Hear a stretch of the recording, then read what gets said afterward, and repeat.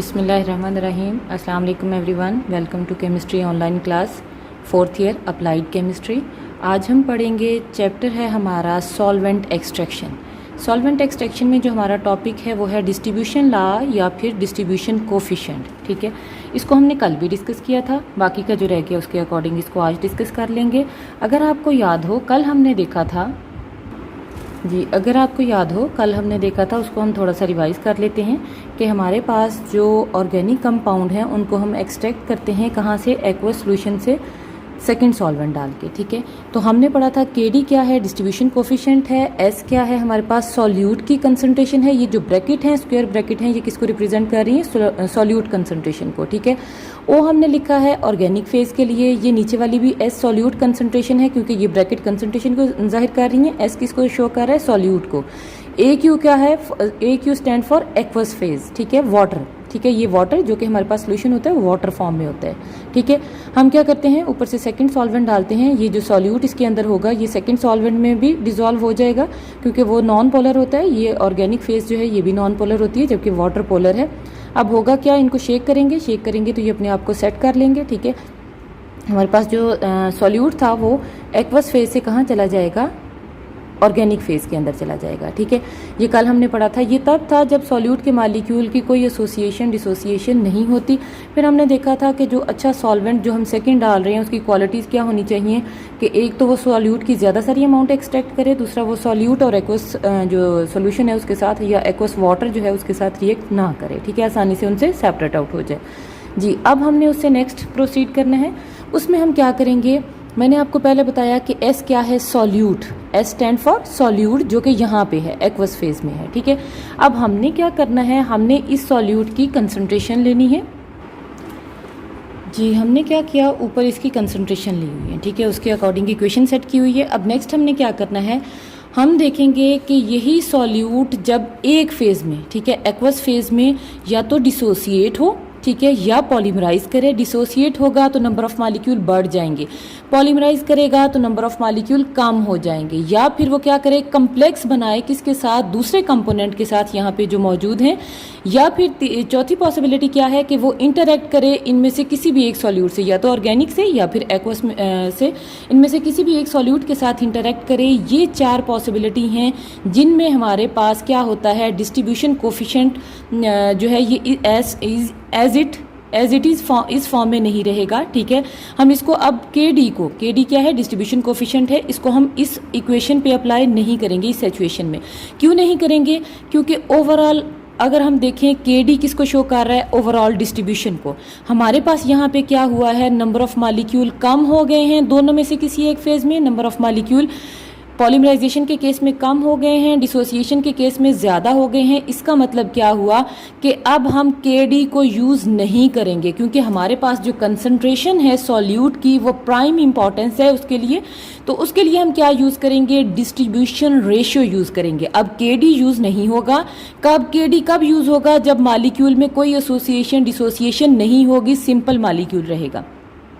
अगर इनमें से चारों में से कोई एक कंडीशन आ जाती है तो उस सूरत में के डी अप्लाई नहीं होता क्योंकि ये क्या है, के डी क्या है, यहाँ पे ओवरऑल कंसंट्रेशन बताएगा एक्वस में कितनी है, ऑर्गेनिक में कितनी है। अब यहाँ पे अप्लाई क्या होगा, डिस्ट्रीब्यूशन रेशियो। ठीक है, इसको हम डी से रिप्रेजेंट करते हैं। अब इसकी एग्जाम्पल के लिए, इसको एक्सप्लेन करने के लिए हमने ली एग्जाम्पल बेंजोइक एसिड की। अगर हम देखें बेंजोइक एसिड को तो इसका फार्मूला क्या है, C6H5COOH। बेंजीन का एक हाइड्रोजन हटा के उसके साथ क्या लगा है, कार्बोक्साइल ग्रुप लगा है। अब के डी देखें, अब आपको पता है बेंजोइक एसिड क्या है, ऑर्गेनिक कंपाउंड है। ठीक है, ऑर्गेनिक लेयर में भी जाएगा बेंजोइक एसिड और एक्वस लेयर में भी जाएगा। ठीक है, इन दोनों लेयर्स के अंदर इसकी डिस्ट्रीब्यूशन होगी। ये हमने लिखा है के डी के अकॉर्डिंग।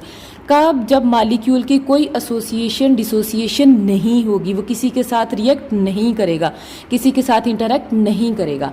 अब कहते हैं हमें पता है बेंजोइक एसिड क्या है, वीक एसिड है। ठीक है, वीक एसिड है, इसका मतलब क्या हुआ कि ये वाटर के अंदर आयोनाइज होगा। ये जो एक्वस फेज है, ये जो नीचे हमारे पास एक्वस फेज थी, इसके अंदर ये क्या करेगा, आयोनाइज करेगा।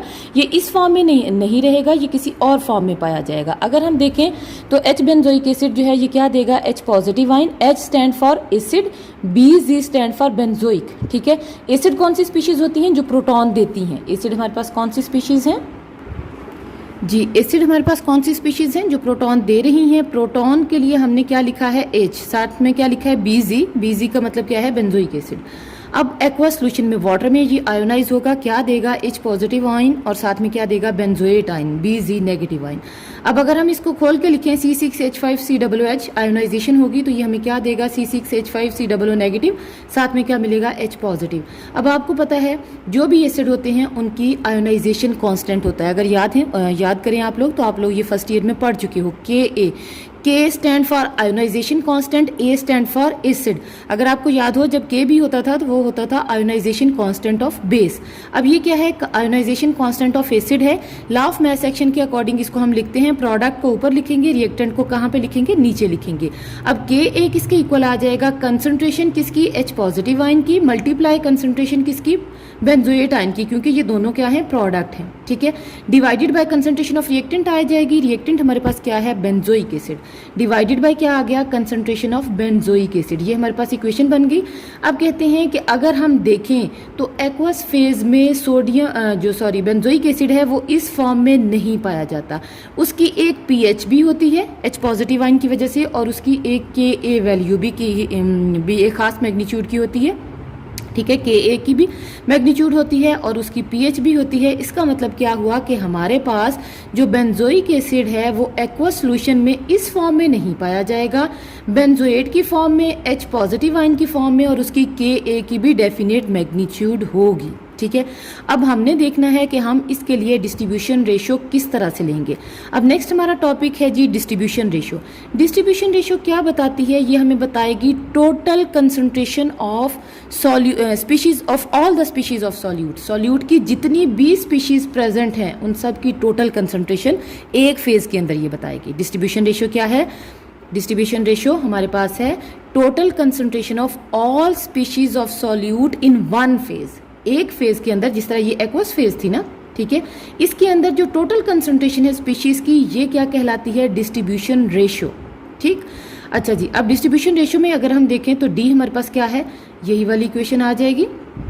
अगर हम देखें सबसे पहले हम क्या लिखेंगे? ऊपर ऑर्गेनिक फेज, नीचे होती है एक्वस फेज, तो डी के अकॉर्डिंग भी हमने वही लिखना है। ऊपर लिखेंगे ऑर्गेनिक फेज, वो क्या आ जाएगी? C6H5COOH ऑर्गेनिक, डिवाइडेड बाय क्या आ जाएगा? C6H5COOH एक्वस, ठीक है।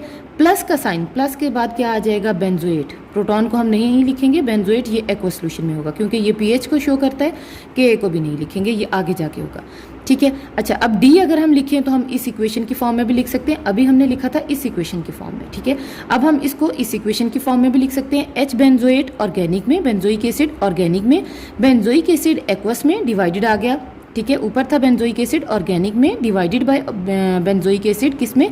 एक्वस में। प्लस का साइन, साथ में क्या आ गया? बेंजोएट नेगेटिव, Bz नेगेटिव, ये भी क्या है? एक्वस, ठीक है। ये हमारे पास यहाँ तक आ गई। अब हम कहते हैं कि हम इन दोनों के बीच में, D के बीच में और Kd के बीच में रिलेशनशिप इस्टेब्लिश कर सकते हैं। कहाँ से? इन दोनों क्वांटिटीज से। इस क्वांटिटी को आप जहन में रखिएगा, इसको मैं अरेज नहीं करूँगी, इसको अरेज कर दूंगी। ये क्वांटिटी क्या है? बेंजोइक एसिड ऑर्गेनिक फेज में divided by benzoic acid aqueous phase में। जी, अब डी हमारे पास था। डी क्या है? Distribution ratio. ये कब होगी? जब सॉल्यूट एसोसिएट करेगा, डिसोसिएट करेगा, या फिर उसकी पॉलीमराइजेशन होगी या इंटरैक्ट करेगा, ठीक है। ये हमारे पास इक्वेशन थी। हम कहते हैं कि हम डी के बीच में और के डी के बीच में रिलेशनशिप एस्टेब्लिश कर सकते हैं। हम क्या करेंगे? इस इक्वेशन को लेंगे, के ए वाली को। के ए किसके इक्वल है? कंसंट्रेशन। इसी इक्वेशन को ऐसा हमने ऐसे ही लिख लिया, concentration of H positive ion multiply benzoate ion aqueous में डिवाइडेड बाय बेंजोइक एसिड किसके अंदर? एक्वस के अंदर, ठीक है। अब हमने यहाँ से कैलकुलेट क्या करना है? हमने यहाँ से कैलकुलेट करना है ये वाली चीज़, ये वाली चीज़ हमारे पास आ जाएगी जी। यहाँ से हमने क्या कैलकुलेट करना है? इसको, बेंजोएट को कैलकुलेट करना है, ठीक है। अब अगर हम देखें हमें क्या कैलकुलेट करना है? बेंजोएट, ये ऊपर मैंने क्वेश्चन मार्क लगा दिए, ठीक है।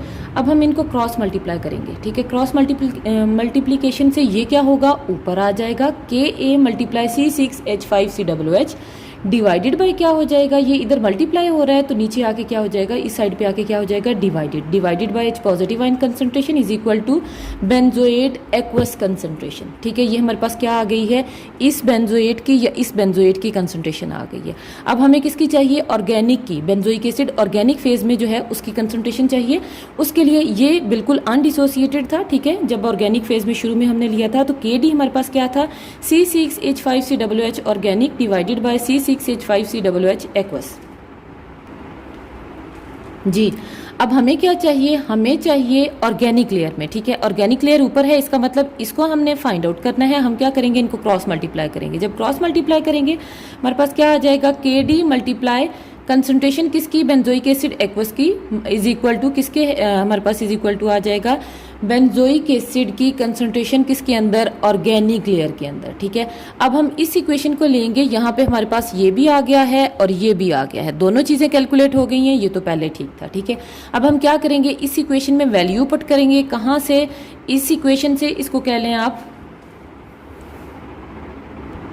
जी, हम क्या करेंगे, इक्वेशन 1 में वैल्यू पुट करेंगे। कहाँ से, इक्वेशन 3 से और इक्वेशन 4 से। ठीक है, अब इक्वेशन 1 क्या थी, D is equal to C6H5COOH, तो उसके लिए हमारे पास ऑर्गेनिक में हमारे पास इक्वेशन 4 से ये वाली इक्वेशन है, इसको हमने लिख लिया ऊपर। ठीक है, इक्वेशन 4 में हमारे पास क्या है, KD मल्टीप्लाई C6H5COOH एक्वस। ठीक है, इसको हमने ऐसे ही लिख दिया। ठीक है, उसके बाद हमारे पास नीचे क्या था, C6H5COOH एक्वस, इसको ऐसे लिख लिया, प्लस का साइन। उसके बाद क्या था, हमारे पास है बेंजोएट एक्वस की कंसंट्रेशन। बेंजोएट एक्वस की हम लिखेंगे, इस इक्वेशन में वैल्यू पुट करेंगे। कहाँ से, इक्वेशन 3 से। इक्वेशन 3 में ये हमारे पास है बेंजोएट, ये वाली इसकी वैल्यू है। ठीक है, ये वाली वैल्यू पुट करेंगे, क्या आ जाएगा, KA multiply concentration of benzoic acid aqueous divided by concentration of proton. Divided by क्या आ जाएगा, concentration of proton, KA concentration of aqueous benzoic acid divided by concentration of proton. ये हमारे पास आ गई है फाइनल इक्वेशन। अब इस इक्वेशन में हम चेंजेस करेंगे, इसको डिवाइड करेंगे, मल्टीप्लाई करेंगे, फाइनल इक्वेशन बन जाएगी। जी, अब हमारे पास ये थी नीचे इक्वेशन। ठीक है, ये फाइनल वाली इक्वेशन थी। इस इक्वेशन को हमने इधर लिखा, हमने क्या लिखा, D is equal to KD। ऊपर अगर देखें, ऊपर वाला पोर्शन ऐसे ही, नीचे ये भी C6H5COOH एक्वस है और ये भी C6H5COOH एक्वस है। इसको हमने कॉमन ले लिया। जब कॉमन लिया तो क्या आ गया, 1, इसके लिए 1 आ गया, 1 प्लस KA ये वाला, और आगे हमने इसकी कंसंट्रेशन लिख दी। ठीक है, divided by H positive ion concentration. अब आपको पता है कि ये और ये दोनों सेम है, एक्वस बेंजोइक एसिड हैं, ये कट जाएंगे, पीछे क्या रह जाएगा, D is equal to KD divided by 1 plus KA divided by H positive ion concentration. अच्छा जी, उसके बाद है कि अगर H पॉजिटिव आयन की कंसंट्रेशन बहुत ज़्यादा है KA से, अब आपको पता है H पॉजिटिव आयन इधर डिवाइडेड में ऊपर चला जाएगा। ठीक है, डिवाइडेड में जो चीज़ डिवाइडेड में होती है ये ऊपर चली जाती है। जब ऊपर जाएगा तो क्या करेगा, इसकी कंसंट्रेशन बहुत ज़्यादा है, ज़्यादा इसके साथ मल्टीप्लाई होके इसको भी इक्वल कर देगा। अब कहते हैं जब H पॉजिटिव आयन की कंसंट्रेशन बहुत ज़्यादा होगी, किसकी निस्बत, KA की निस्बत, तो हमारे पास D किसके इक्वल आएगा, KD के। और अगर KD की वैल्यू लार्ज है तो हमारे पास जो सॉल्यूट होगा वो कहाँ पे रहेगा, ऑर्गेनिक लेयर में। कहाँ पे रहेगा, ऑर्गेनिक लेयर में रहेगा। उसके बाद है, अगर सेकेंड पॉसिबिलिटी है कि H पॉजिटिव आयन कंसंट्रेशन जो है ये कम हो, किसकी निस्बत, KA लार्ज हो, तो उस सूरत में क्या होगा, अगर ये ऊपर वाली क्वांटिटी कम होगी तो ऑटोमेटिकली KA लार्ज क्या करेगा, इसको डिवाइड करके कम कर देगा। ठीक है, हमारे पास KDH पॉजिटिव आयन की कंसंट्रेशन कम हो जाएगी, किसकी निस्बत, KA की निस्बत। अब हमारे पास जो बेंजोइक एसिड है वो एक्वस लेयर में ही रहेगा, वो ऑर्गेनिक लेयर में नहीं जाएगा। इसकी एग्जांपल आ जाएगी अल्कलीज। जब अल्कलीज होती हैं तो ये रिएक्ट करता है, ठीक है, और इस फॉर्म में ये एक्वस लेयर की फॉर्म में ही रहेगा। और अगर एसिड प्रेजेंट है तो ये अनडिसोसिएटेड फॉर्म में रहेगा, तो उस सूरत में कहाँ पे जाएगा, ऑर्गेनिक लेयर में जाएगा। ये था जी आज का आपका टॉपिक। उम्मीद है आपको समझ आ गया होगा। इंशाल्लाह कल हम इस चैप्टर को में सिंपल और मल्टीपल एक्सट्रैक्शन पढ़ेंगे। ठीक है, अगर कोई भी क्वेश्चन हो तो आप लोग मेरे से पूछ सकते हैं। अपना बहुत सारा ख्याल रखिएगा। अल्लाह हाफिज़।